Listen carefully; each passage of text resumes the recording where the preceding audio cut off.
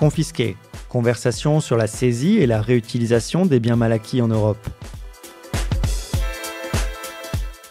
Bonjour et bienvenue dans Confisqués, le podcast du projet de recherche européen en matière judiciaire sur les biens mal acquis et le blanchiment, RINS. Dans cette série, nous donnerons la parole à des professionnels de la lutte contre la criminalité organisée en Europe. Comment lutter efficacement et durablement contre les mafias et le crime organisé ? Comment toucher les criminels au portefeuille en asséchant leur capacité de fonctionnement ? Comment réduire durablement la violence qu'ils génèrent ? Nous essaierons de répondre à ces questions par le biais notamment de l'harmonisation des pratiques policières et judiciaires en Europe, car le crime, lui, n'a pas de frontières. Dans ce deuxième épisode, nous allons parler argent. Combien l'État français réussit-il à confisquer aux groupes criminels chaque année et qu'est-ce que cela représente-t-il réellement ?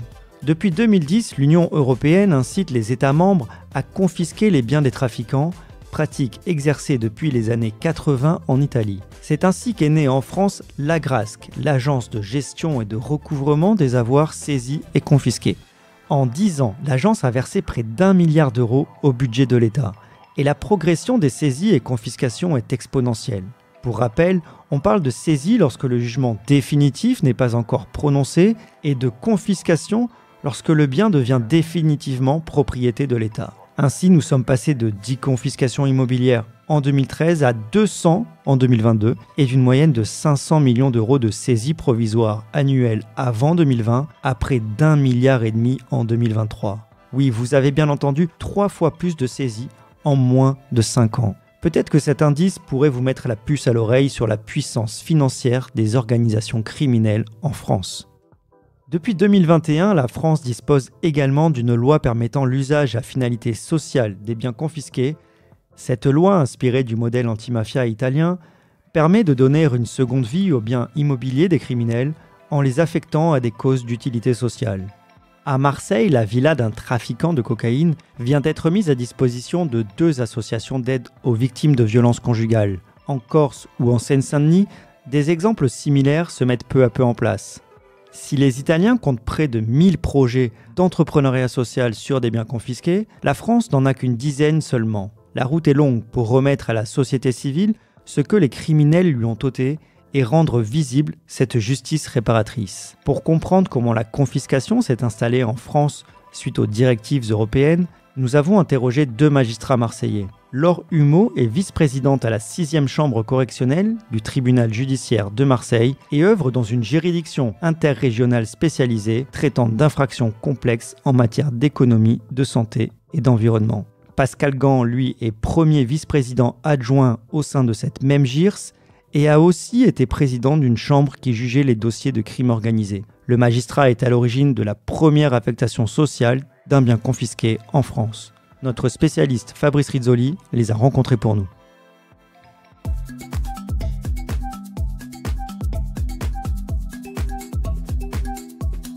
Donc, question très directe. Ce projet de recherche nous a permis de voir qu'il y avait en France une pratique de la confiscation, des bonnes pratiques. C'est important, en quelques mots, d'expliquer à ceux qui pourront écouter vos propos voilà. Comment ça marche la confiscation en France ? Et d'abord, qu'est-ce qui marche ? Alors, la confiscation en France, quand on parle de confiscation, il s'agit de la décision définitive de la juridiction de jugement de conserver à la propriété de l'État des biens qui appartenaient au préalable aux personnes qui sont condamnées ou les biens dont ces personnes condamnées ont la libre disposition. Je parle de décision définitive parce qu'au préalable, ces biens ont souvent fait l'objet d'une saisie qui est la décision provisoire en cours d'enquête, quelle que soit la forme d'enquête, de garder ces biens sous main de justice pour éviter leur disparition. La confiscation peut porter sur un certain nombre de biens et notamment ceux qui sont l'instrument de l'infraction, l'objet de l'infraction ou le produit de l'infraction. Ce qui suppose de définir soit le financement du bien, soit en tout cas les profits qui ont été tirés de l'infraction.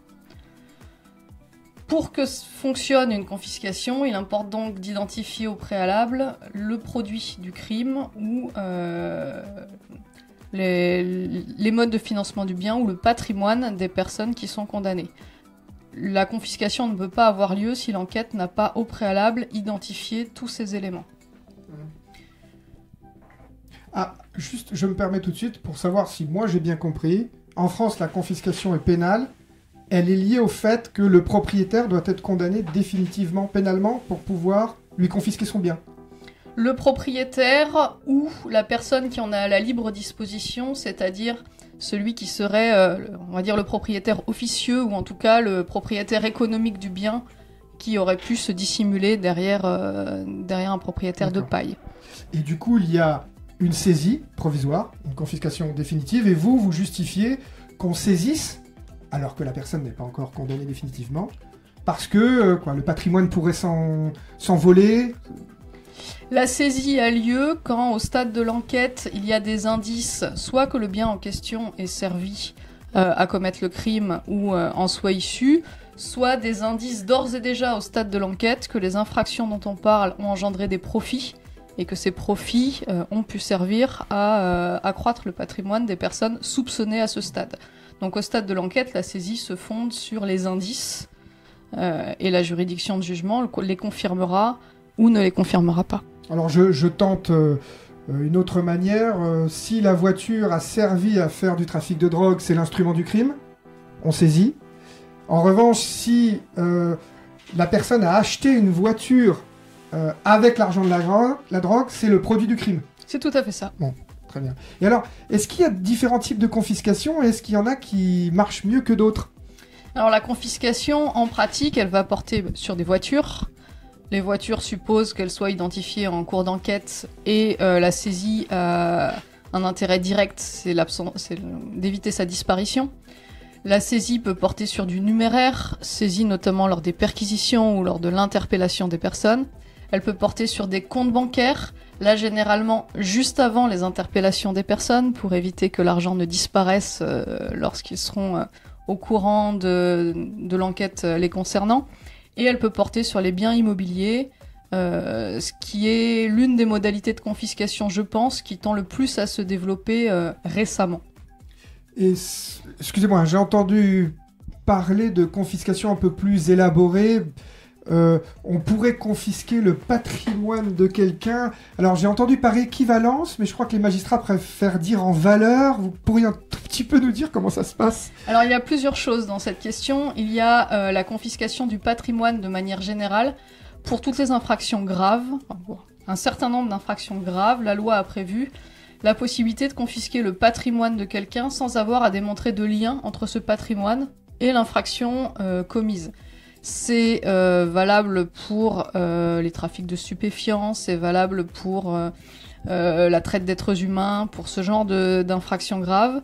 C'est assez peu utilisé puisqu'en réalité, on a, pour tout ce qui est infraction de droit commun ou plus courante, on arrive souvent à rattacher un lien avec le produit de l'infraction et sa valeur.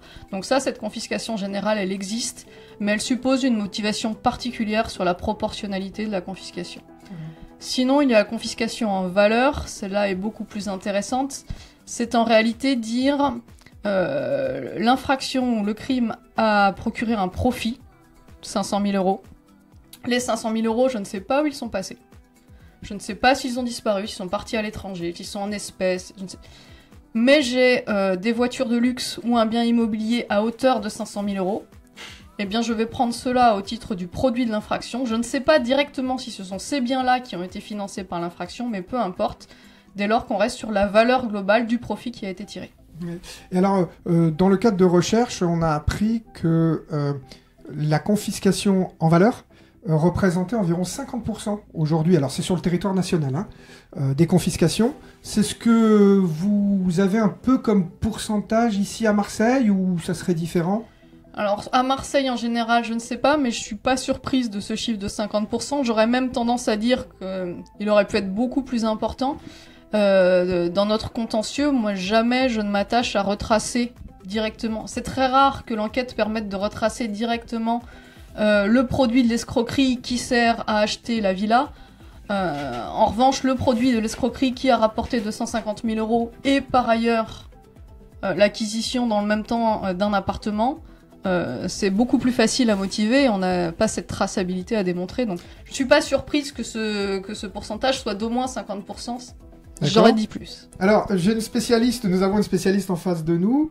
Moi, j'ai entendu parler de confiscation élargie. J'ai essayé de comprendre. Il y a une petite différence. Elle n'est pas très utilisée, mais il y a une petite différence avec la confiscation en valeur où c'est élargi aux personnes qui sont en lien avec... Non.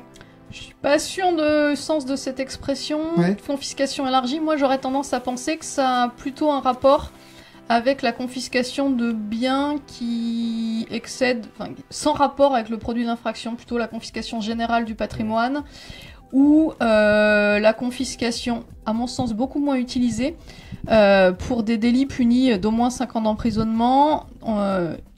La loi permet de confisquer les biens dont le propriétaire n'aurait pas réussi à démontrer la licéité du financement.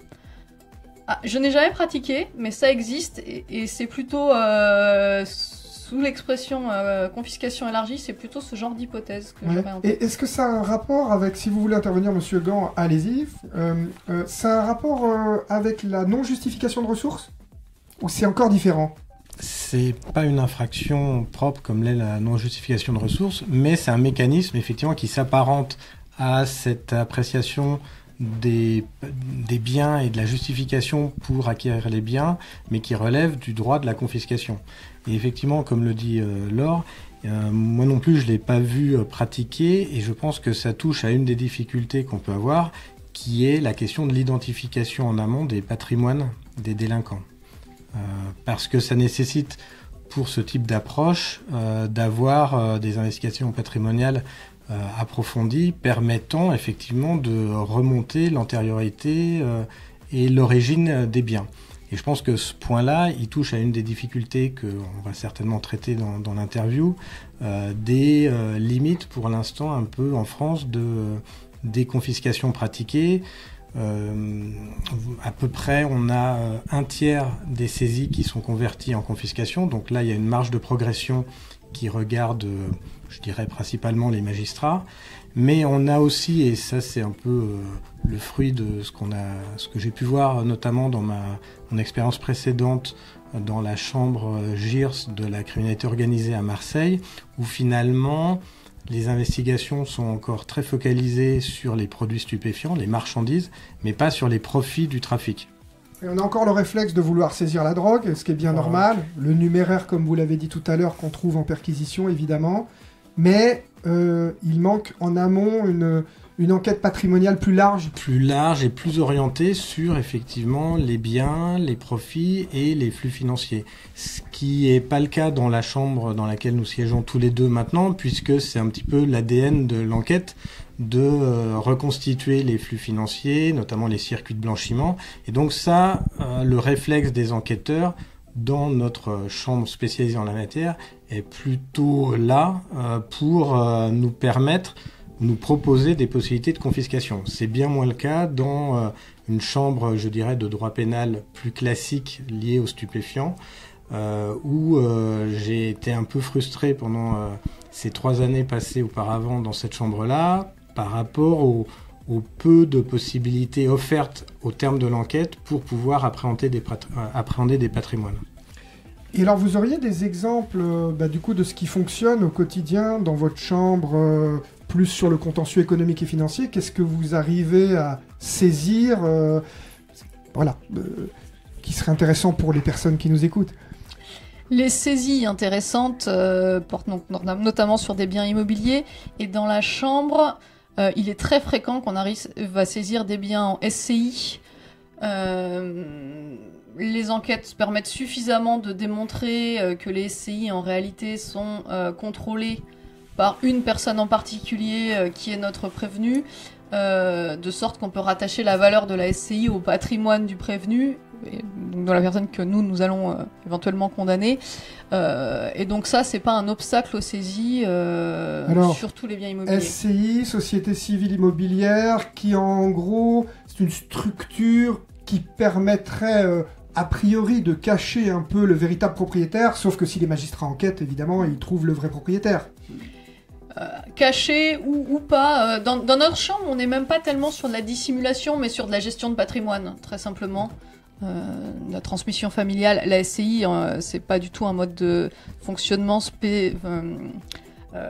orienté délinquant. C'est un mode de fonctionnement auquel tout un chacun peut recourir pour détenir un bien en famille notamment.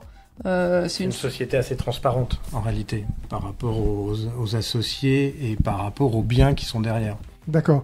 Alors, concrètement, vous êtes plutôt sur du pôle santé-environnement. Ça veut dire quoi? Ça veut dire que dans une partie du monde médical, il y a quoi? Il y a de la fraude, il y a de l'évasion fiscale et ils ont des biens associés à l'infraction. Je me permets parce que les infractions santé qui nous concernent sont vraiment des infractions... alors des erreurs médicales, on est plus sur de l'involontaire. Là où on saisit beaucoup en biens immobiliers, ce serait plutôt en habitat insalubre. Ça, c'est un gros domaine de la chambre. Et puis sinon, sur de l'escroquerie classique.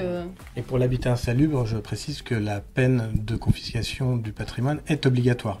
Voilà, c'est une réforme, je crois, 2019. J'ai plus la date en tête, mais là, ça fait partie des... rares fois où la confiscation est rendue obligatoire par la loi.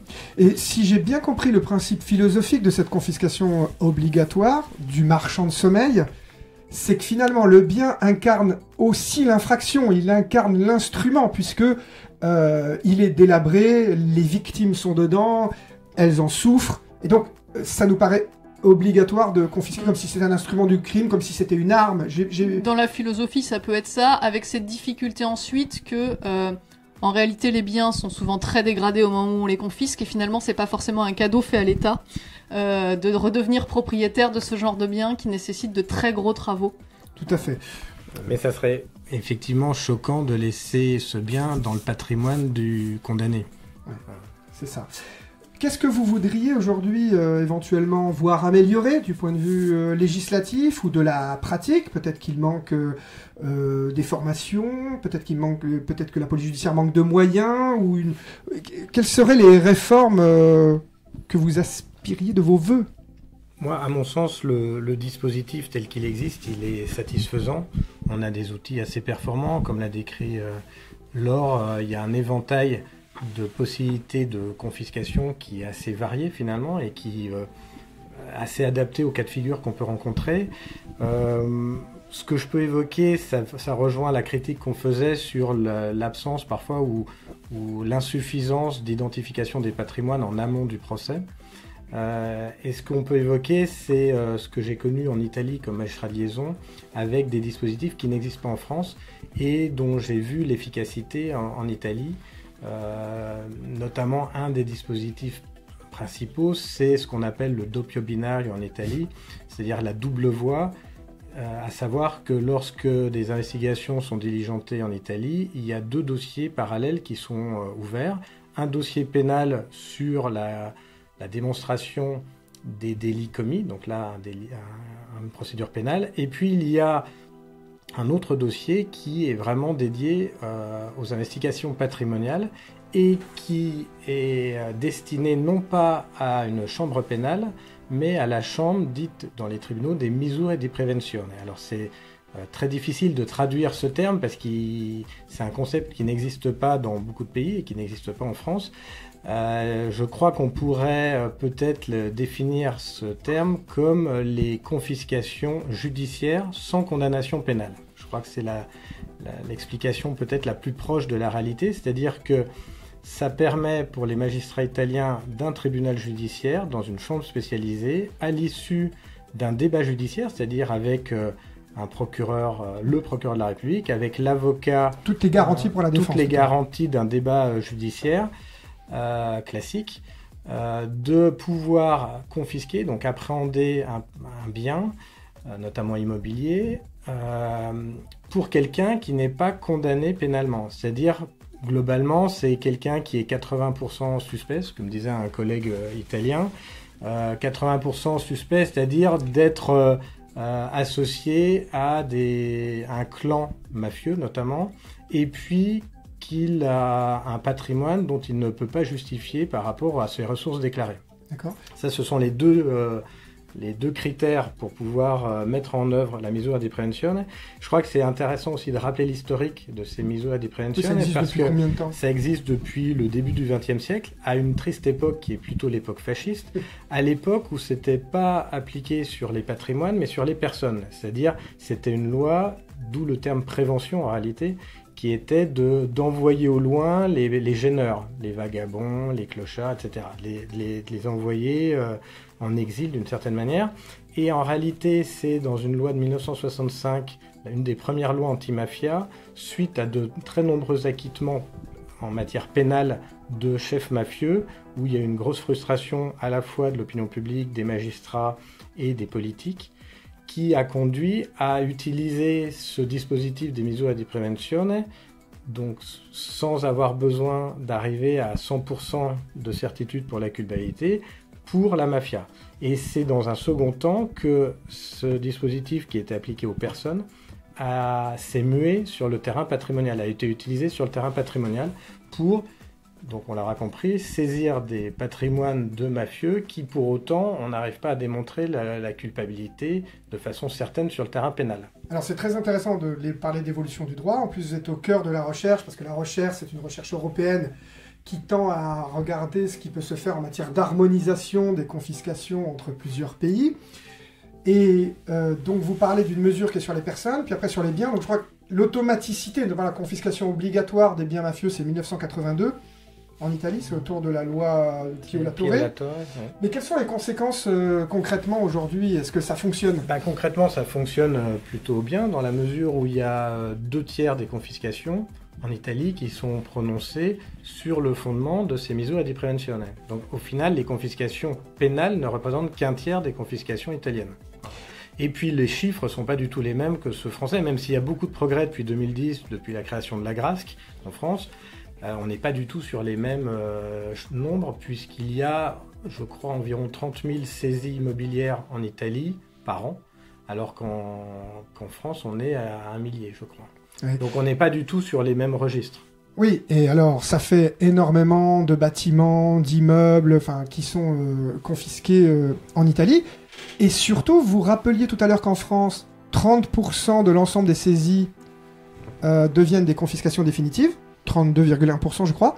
Et en revanche, en Italie, on est à plus de 60% de confiscation définitive. Et donc, il y a une corrélation sur le fait que c'est certainement ce qui fait la différence, c'est cette fameuse confiscation, comment vous dites, judiciaire sans condamnation pénale. Voilà, ça c'est intéressant, c'est des mots de traduction.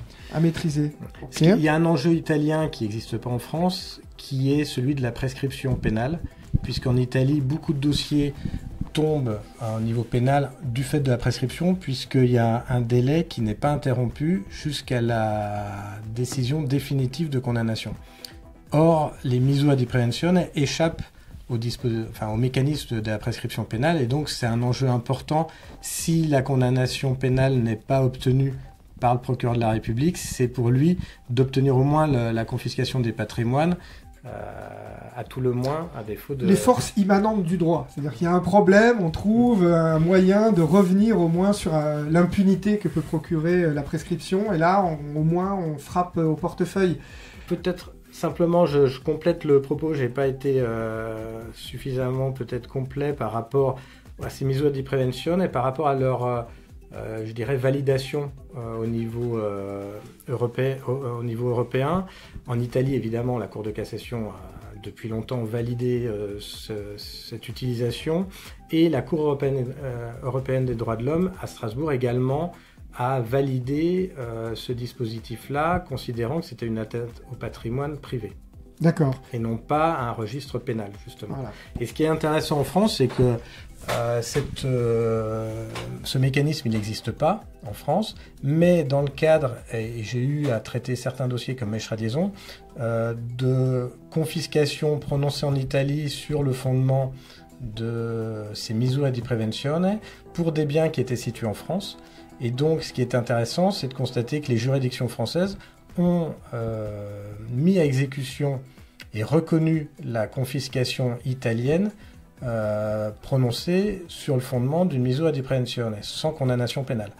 On est au cœur de notre projet de recherche, car le projet de recherche, c'est la reconnaissance de confiscation qui ne sont pas les mêmes, reconnaissance d'une confiscation qui vient d'un autre pays, sauf que là, ça va être, par exemple, pour un mafieux italien qui ne subit pas un procès pénal en Italie, mais qui a acheté une maison en France.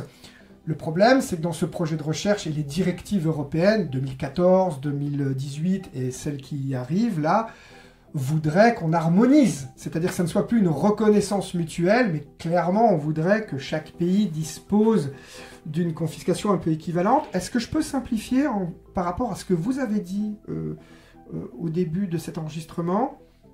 Si ça existait, ça voudrait dire que dans les affaires dont vous avez parlé de trafic de stupéfiants, mais aussi parfois d'assassinats, où il y a peu de confiscation en France, est-ce que ça pourrait permettre, à votre avis, de progresser sur ces dossiers-là ? On irait sur de l'enquête patrimoniale dès le début de l'enquête. C'est ça qu'on entend dans ce que vous dites sur ce dispositif italien ? Moi, je pense que le dispositif italien, en dehors du mécanisme juridique lui-même, il provoquera certainement une modification des pratiques, et notamment des pratiques d'investigation. Si systématiquement sont ouverts deux dossiers, un dossier pénal et un dossier lié au patrimoine, forcément, ça va obliger les enquêteurs de terrain à élargir leur modalité d'investigation pour intégrer l'identification des patrimoines. Alors, merci beaucoup.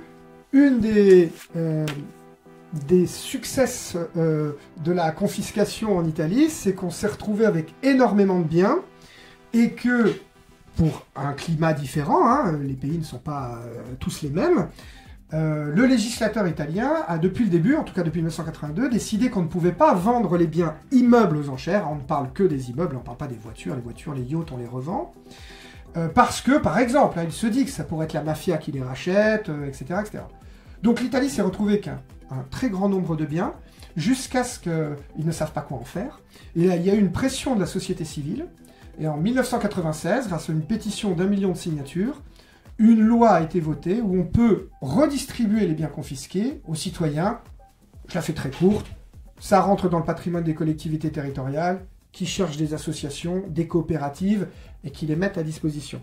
Alors, pareil, c'est une recommandation au sein d'une directive de 2014 qui dit les États pourraient faire des projets sociaux à l'intérieur des biens confisqués. C'est une incitation de recommandation. La directive, elle était obligatoire, évidemment. Et vous, avant que la loi de 2021 en France, qui prévoit aujourd'hui la mise à disposition des biens confisqués à des associations, vous, en tant que magistrat de liaison, vous avez œuvré pour qu'un bien confisqué en France soit distribué socialement. Comment ça s'est passé ? Parce que c'est vraiment un épisode passionnant que j'ai lu dans Le Monde.